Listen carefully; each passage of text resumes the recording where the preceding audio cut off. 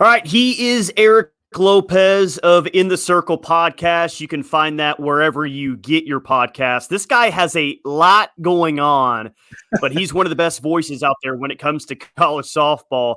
Hey, Eric, first off, man, as you can imagine, we're talking about this 36-0 start in Norman.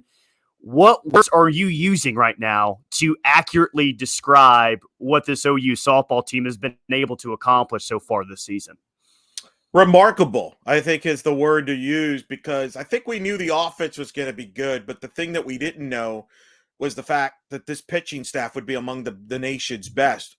Although Patty Gasso told me as much when I had her on the show before the season started. She said the pitching has performed the offense. And you wonder if, okay, is that coach's talk? But no, not with Coach Gasso. She kind of tells it like it is, and it's been proven correctly.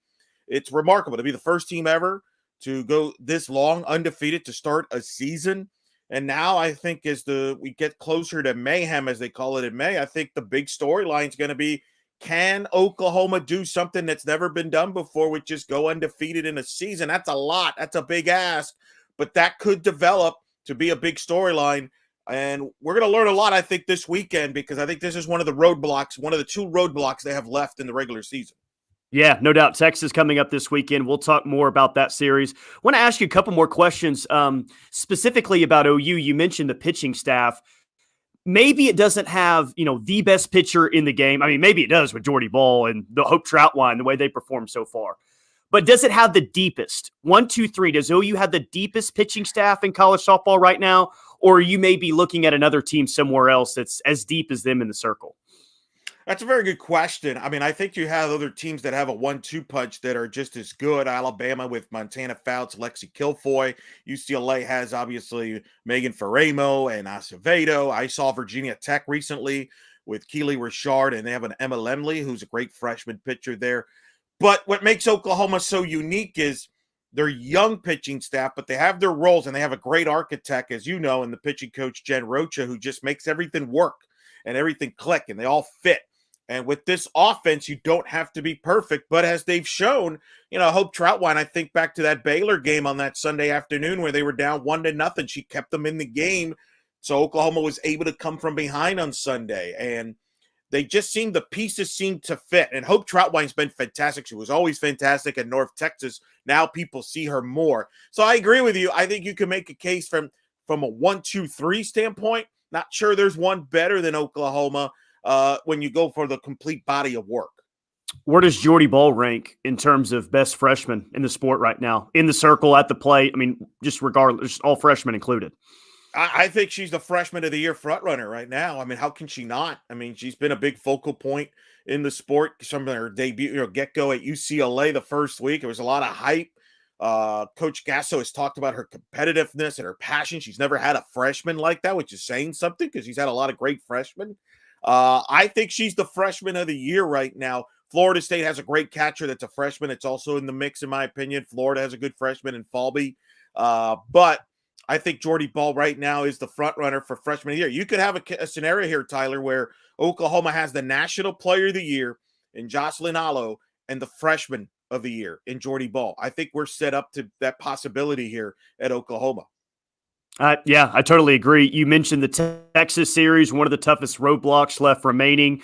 3-game set in Austin this weekend. What's your preview? Do you expect Texas to really push OU? It seems like they won't have played a game in 8 days once Thursday rolls around, but Texas may be starting to find themselves a little bit this year. Yeah, they really have. They're a different team than they were like in February, where they were kind of going through some growing pains. Haley Docini has stepped up for them in the circle. Texas's offense has been really good. They've had some dramatic wins at home. Think back to LSU when they swept LSU at home. They've been kind of dynamic offensively. And you look at even at Oklahoma, go back to the Baylor series. Oklahoma run rolls in the first 2 days, and then Sunday they got pushed to the limit. I could see a scenario like this playing out in Austin, Tyler, because Texas can hit. This will be a challenge for Oklahoma's pitching staff. Texas can hit. I would not be shocked if this is a high-scoring affair, especially as the series plays on. And I think Texas can push them in one game. I think Oklahoma's the heavy favorite. I expect Oklahoma to win the series. But the big question is, can Texas take a game? And this is a big series for Texas because they're on the bubble to host.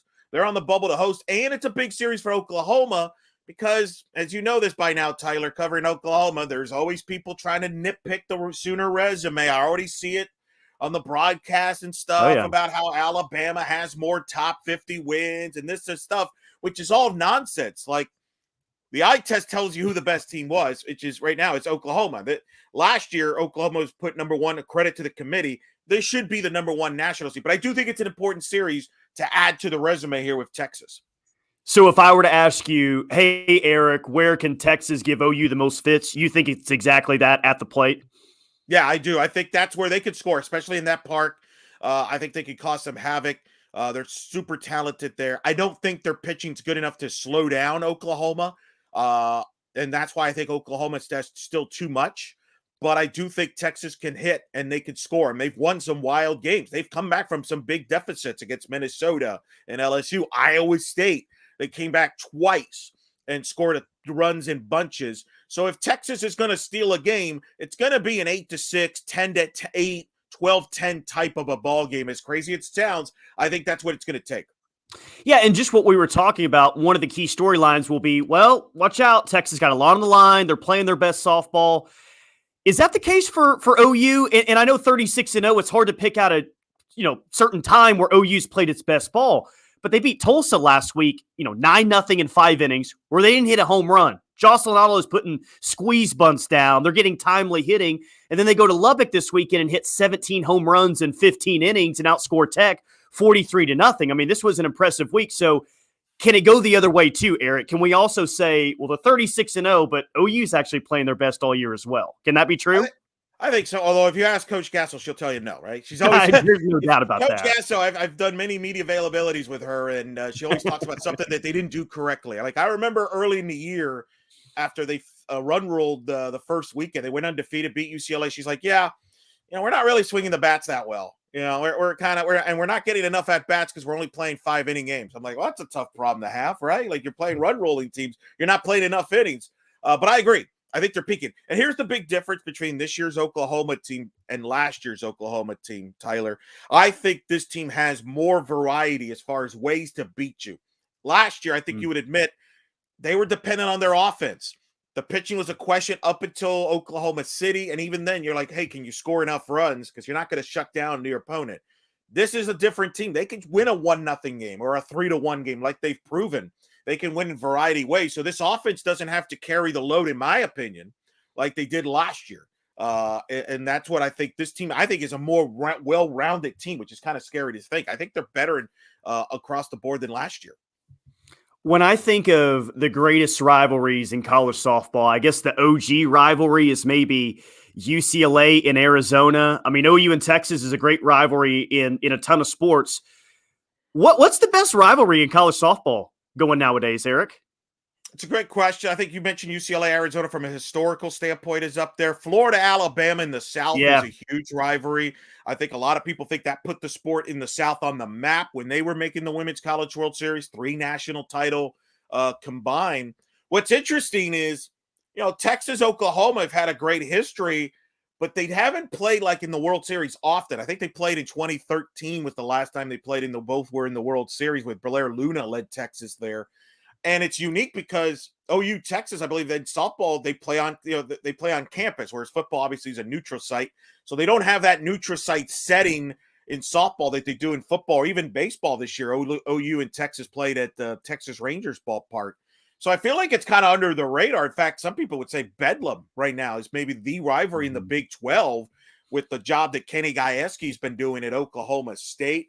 I think that's a marquee rivalry. And then, I'm here in Florida. I could tell you there's 3 teams in the top 13 RPI right now in the state. And it's pretty heated between Florida and Florida State. That's become a big rivalry in softball. And then UCF, a program that I cover, is on the rise as well. And they're trying to host. So you got UCF Florida dynamic, a UCF Florida State. So I think it's across the board in the country as far as rivalries. That's kind of where we're seeing them develop a young rivalries because the sport's growing and there's more parity in the sport.